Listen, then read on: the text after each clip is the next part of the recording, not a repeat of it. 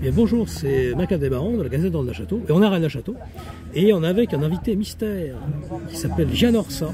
Alors on le présente ici. Voici son livre Rédibo et si l'âme était immortelle, avec une préface de Christian Doumergue, et donc Grain de Rose édition. Voilà, et donc Christian dit d'ailleurs ce n'est donc pas un simple roman que le lecteur tient entre ses mains, dans ses mains, c'est autre chose. Alors Jean Orsa, qui es-tu et raconte-nous un peu la genèse de ce livre sur l'âme. La cloche parle. Bonjour Marc. Bonjour Mike. Bonjour Jeanne. Écoute, qui je suis quelqu'un qui est un bourguignon avant tout. Alors on se trouve ce jour à Rennes-le-Château. Ah, on est à Rennes-le-Château. On peut le préciser. On l'entend d'ailleurs. Et voilà, la cloche. On a été accueillis avec la cloche. À l'issue d'une conférence de Christian Doumergue, qui était de haute volée, encore une fois.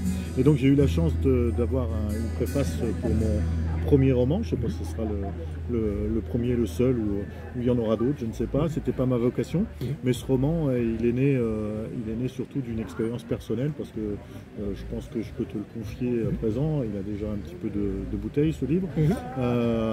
90% de ce que tu trouveras dedans, c'est de l'autobiographie. D'accord. Voilà, en fait, le prétexte du roman a servi peut-être à cacher une certaine pudeur, à écrire un petit peu l'histoire qui m'est arrivée, très concrètement, au fur et à mesure. Et donc, voilà, on aura l'occasion peut-être d'aller un peu plus loin, mais oui, c'est une expérience avant tout personnelle. Ce grand-oncle alors a existé ? Ce grand-oncle a véritablement existé, effectivement. Il m'a fait voyager dans des pays que je n'aurais jamais imaginé visiter, que sont les Seychelles, que sont le Zimbabwe, que sont le désert égyptien. Enfin, j'ai vraiment... au départ, c'est une quête un peu initiatique autour de ce grand-oncle qui m'a donné son prénom. Et ben voilà, c'est d'en savoir plus, et en fait c'est un appel à inconscience, quelque chose auquel j'ai répondu sans même le savoir au départ, parce que j'étais pas voué à vraiment avoir... Mais il y avait un appel qui était puissant, il y avait quelque chose et quand tout ça a commencé, j'ai découvert une certaine fluidité. On entend encore les cloches à chaque fois. C'est une tradition ici. Donc cette fluidité m'a dit... Il y a quand même quelque chose qui est étonnant, il faut que tu poursuives. Donc ça a commencé quand j'ai fait mon service militaire. Il y a plein de synchronicités qui m'ont fait comprendre qu'il y avait un lien particulier avec ce canton. D'accord. Et alors pourquoi Rédibo ? Alors Rédibo, le lecteur le découvrira à la fin. C'est vraiment un petit peu l'axe du roman. Dans le haut, il y a Rédibo, c'est un mot latin, je peux simplement dire ça. Oui, bien sûr. Et que voilà, il a une certaine résonance qui va conduire le lecteur, qui va faire que... parce que c'est un exercice quand même de raconter une expérience personnelle, intime, etc.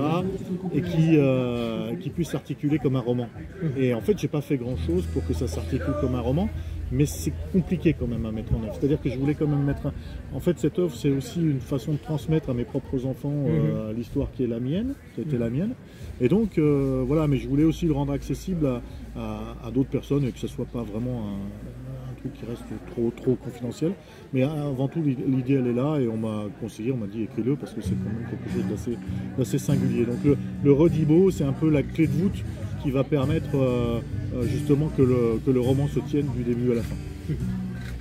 Et en fait, le personnage est guidé par une force particulière qui le transcende et qui l'amène à découvrir des secrets. Au-delà des secrets, mais une profondeur de la famille. Complètement. Et en fait, cette transcendance-là, c'est celle qui... c'est le premier pas vers un parcours plus personnel, plus initiatique, et qui va me permettre de comprendre que...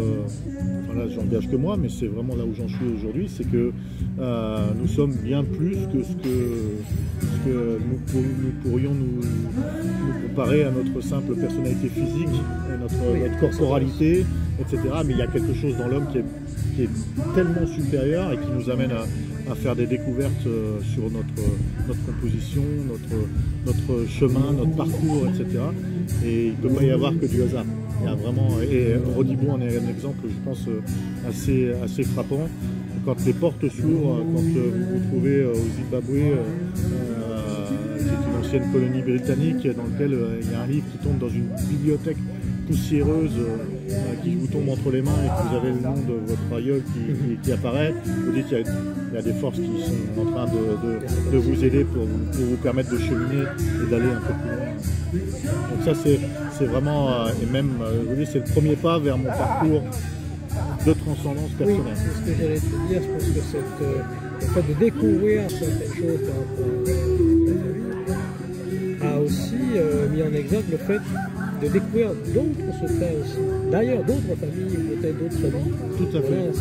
Voilà, c'est exactement ça, Mike. Tu as raison, c'est-à-dire que j'ai pensé que ça pouvait être aussi, à un moment donné, je pense qu'on ne sait jamais aussi bien où on va que si on sait d'où on vient. Donc à partir de ce moment-là, j'invite ceux que ça va intéresser de mener, des fois, on parle de psychogénéalogie, de blocage dans les familles, de choses qui reviennent et qu'on ne comprend pas. Et moi, je suis intimement persuadé qu'en dénouant les clés de son passé, de l'histoire familiale, etc., de ses racines, on peut justement avoir des révélations qui vont nous faire avancer, nous faire réaliser notre mission aujourd'hui, là et maintenant, de manière un peu plus sereine, et puis de passer les étapes qui nous sont données, qui nous sont demandées à passer. Donc moi, voilà, ça a vraiment pas de vocation à dire ce qu'il faut faire ou pas faire, hein. C'est vraiment pas dogmatique, mais c'est une expérience personnelle qui, je pense, peut intéresser des gens qui s'intéressent. Moi, j'avais pas particulièrement de problème dans mon existence, mais je pense que c'est bien de relever ces secrets quand il y a des secrets familiaux, de les enlever, de les dire, parce que j'ai même, à travers ce bouquin, révélé à ma propre famille des choses qu'ils ne savaient pas sur leurs origines. Donc voilà, c'était... Mais c'est aussi catharsis, c'est une manière de sortir un peu, d'avoir besoin de quelque chose qui est peut-être caché, d'en parler. Mais venez de l'extérieur, c'est-à-dire que c'est pas moi qui, voilà, c'est quelque chose qui s'est imposé à moi, parce que du coup j'ai résolu entre guillemets les énigmes qui sont contenues dans ce roman d'une manière, on va dire, quelqu'un pourrait dire c'est le hasard, mais bon, il y a plus que le hasard. Voilà, c'est pas fortuit, je vous dis, il y a des rendez-vous. Et ce rendez-vous, il s'est déclenché, et c'est ça qui est drôle, il s'est déclenché au moment où moi je suis rentré à l'armée, quelque chose qui ne me plaisait pas forcément, tu vois, dans ma personnalité. Et ça s'est tout mis en place. Et là, je vais découvrir qu'il y avait un militaire qui, je ne vais pas trop en dire, mais qui est mort à l'âge où moi je rentrais à l'armée, qui s'est présenté au moment où moi je suis rentré dans ce moment-là. Il m'est arrivé une expérience violente mais réelle, comme si je mourais, physiquement. Et là je me suis dit qu'est-ce qui se passe? Et après c'était juste la porte ouverte vers ça. Alors j'ai dit on va creuser. Et puis voilà, c'était sympa et je l'ai fait en témoignage. Cette caisse, on va dire, de l'ésotérisme, ça a commencé très jeune. Et ton lien avec l'Égypte, ce lien aussi, on va parler du héros rapidement, mais ce lien aussi avec un christianisme primitif qui ramènerait à l'Atlantide, qui ramènerait également à l'Égypte, Isis, là-bas il y a l'architecte dont on parlait avec Romuald, on le salue, et Tony, on salue Tony aussi, d'ailleurs. Oui, là c'est la suite un peu de cette première étape, un peu je dirais, se dégrossit ces choses-là, mais effectivement quand on met en perspective, on s'aperçoit qu'il y a beaucoup de points après qu'on peut retrouver sur des lieux à la fois qui correspondent encore aujourd'hui à ma réalité, parce que je suis un bourguignon, donc que je te le disais tout à l'heure, La Bourgogne a plein de secrets. Plein de secrets encore à découvrir. Le Saint-Empire romain germanique, il voulait l'avoir même après d'autres. Ça c'est sûr, les divisions. C'est sûr, avec la toison d'or, récupérer la Bourgogne. Ça c'est sûr. Et donc voilà, c'est les choses dont tu parles, ce sont les points aujourd'hui qui m'intéressent. C'est pour ça que je suis à Rennes-le-Château aussi. C'est parce que voilà, ça m'a mené à me poser un certain nombre de questions, comme nous tous. Et je pense que tous tes invités, à un moment donné, ils sont dans ce questionnement et dans cette transcendance. Donc, je pense qu'effectivement, le Hiéron devrait jouer un rôle important, on l'espère, dans les années qui viennent. Et justement, tu avais contacté mon grand-père Guy Thieu, on en parlait avec Romuald aussi par rapport à tout cela. Alors Guy, moi j'ai rencontré Guy et comment dirais-je, c'est un coup de foudre spirituel, parce que je pense que c'est un des derniers des Mohicans de toute alias une époque, Michel Darcos. alias Michel Darcos, mais quel bonheur d'avoir pu le rencontrer, d'avoir échangé avec lui sur son parcours, mais aussi il est dans une certaine transmission aujourd'hui. Et franchement, ces rencontres-là, tout à l'heure j'étais avec Jean-Pierre Montels. Ah oui, Jean-Pierre.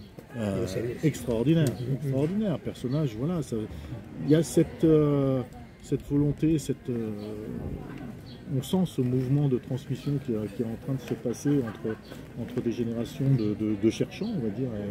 Et moi, je trouve ce chemin vraiment passionnant. Merci à Guy au passage pour tous les échanges qu'on peut avoir. Et là, tu prépares peut-être un autre livre ou pas encore, non? Pour l'instant, il n'y a pas de projet. Hein. On va déjà, les lecteurs, se faire une idée de ce qu'ils vont penser de Rodibo. Et puis après, moi c'était pas une fin en soi. Je vais continuer mon parcours. Et puis si d'autres livres viennent, voilà, en tout cas, c'est dans cette dimension de partage que j'envisage les choses. On parlait tout à l'heure avec Christian de pistes à creuser pour notamment le Hiéron sur les archives à rechercher. Moi, je suis intimement convaincu qu'il faut qu'on se donne tous la main et qu'on aille les uns et les autres travailler ensemble pour pouvoir ramener une certaine sagesse dans un monde qui en a bien besoin. Tu as un dernier message à faire passer? Merci déjà, merci de m'avoir tendu le micro avec parce que je suis pas un expert. C'est ma première interview. Et voilà. Et puis je souhaite que effectivement Rennes le Château soit au départ de plein de choses, que ta chaîne et que grandisse et nous permette, et c'est ce que tu fais, et je dois vraiment en profiter pour te remercier, de faire rencontrer des gens et de faire aussi faire en sorte que les gens ne travaillent pas les uns à côté des autres, mais les uns avec les autres, et qu'on n'ait pas ces querelles de clochers qui peuvent parasiter un peu notre monde. Merci. Et si l'âme était immortelle, eh bien, vous le découvrirez avec Jeanne Orsa, Redibo, voilà, Grain de Rose édition, avec une préface de Christian Doubert. Merci à vous.